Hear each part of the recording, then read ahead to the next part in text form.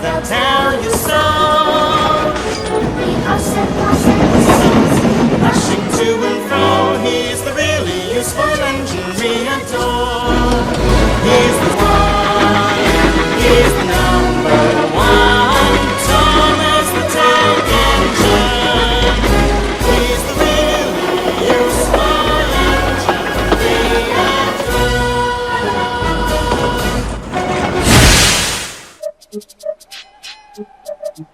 Thomas the Tank Engine wouldn't stop being a nuisance. Night after night, he kept the other engines awake. "I'm tired of pushing coaches. I want to see the world." The other engines didn't take much notice, for Thomas was a little engine with a long tongue.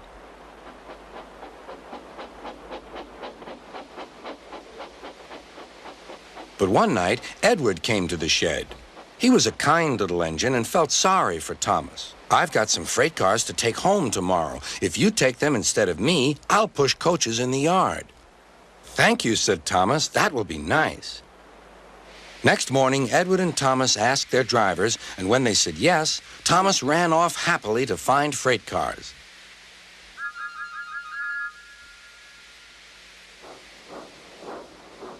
Now, the freight cars are silly and noisy. They talk a lot and don't attend to what they are doing. And I'm sorry to say, they play tricks on an engine who is not used to them. Edward knew all about the freight cars. He warned Thomas to be careful, but Thomas was too excited to listen.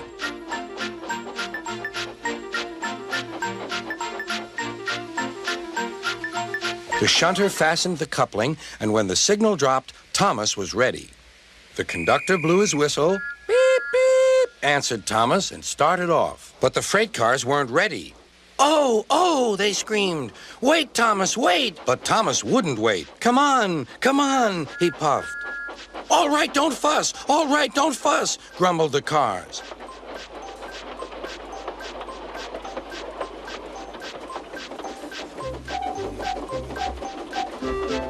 Thomas began going faster and faster. "Whoosh!" he whistled as he rushed through Henry's tunnel.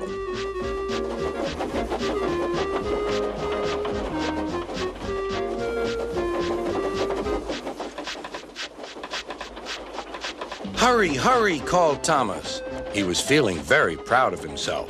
But the cars grew crosser and crosser. At last, Thomas slowed down as he came to Gordon's Hill.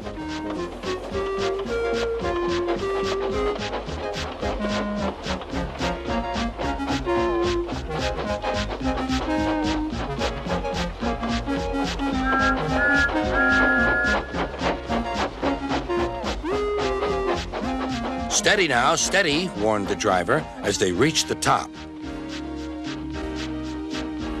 He began to put on the brakes. We're stopping," called Thomas. "No, no, no," answered the cars, bumping into each other. Go on." Before the driver could stop them, they had pushed Thomas down the hill and were rattling and laughing behind him. Poor Thomas tried hard to stop them from making him go too fast. Stop pushing, he hissed. But the cars took no notice. Go on, they giggled in their silly way.